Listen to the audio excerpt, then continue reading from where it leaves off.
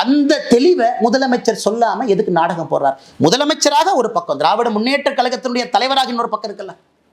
முதலமைச்சருக்கு 2 பொறுப்புகள், 2 பதவிகள் இருக்கு.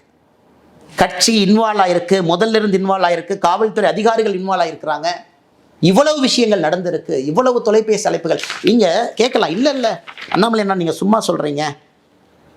சரி, கோட்டூர் சண்முகம் அவர்களும் மா சுப்பிரமணியம் அவங்களும் டெய்லி பேசிக்கிறாங்களா? டெய்லி பேசிக்கிறாங்கன்னா, நான் சொன்ன 24ஆம் தேதியை 2 முறை பேசிக்கிட்டாங்க. அதன் பிறகு 6 நாட்கள் அவங்க பேசிக்கொள்ளவே இல்லை. இவங்க டெய்லி பேசுகிற ஆட்கள் கிடையாது. 24ஆம் தேதி பேசிய பிறகு இவங்க திரும்ப பேசினாங்களான்னு ரெக்கார்ட் எடுத்து பார்த்தீங்கன்னா 6 நாட்கள் இவங்க பேசலை. அதனால் 24ஆம் தேதி பல விஷயங்கள் நடந்திருக்கிறது. அங்கே தான் யார் அந்த சார் ஒளிஞ்சிருக்கிறார். அதனால் இது தொடரும். இன்னைக்கு நான் ஏற்கனவே சொன்ன எதற்கும் பயப்பட போவது கிடையாது.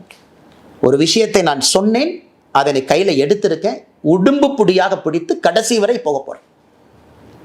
நான் சாட்டையால் அடித்து கொண்டது அண்ணா பல்கலைக்கழக மாணவியினுடைய சகோதரனாக.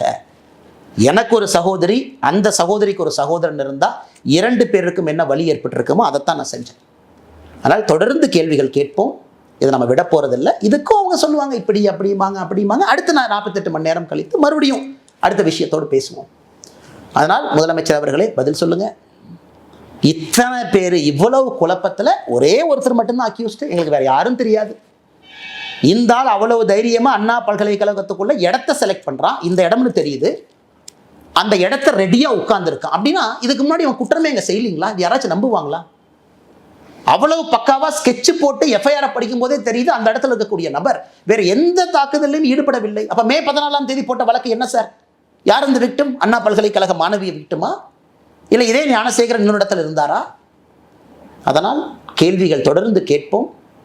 இவங்க ஆளுங்கட்சியினுடைய யாரெல்லாம் சம்பந்தப்பட்டிருக்கிறாங்க, பதவிகளை யார் தவறாக பயன்படுத்தினாங்க, காவல்துறையுடைய கையை யார் கட்டி போட்டார்கள், 24ஆம் தேதி ஞானசேகரனை வெளியே கொண்டு வந்து குரூஷியல் எவிடன்ஸ் அளிப்பதற்கு யாரெல்லாம் உடந்தையாக இருந்தார்கள், என்னை பொறுத்தவரை அவர்களும் குற்றவாளிகள் தான்.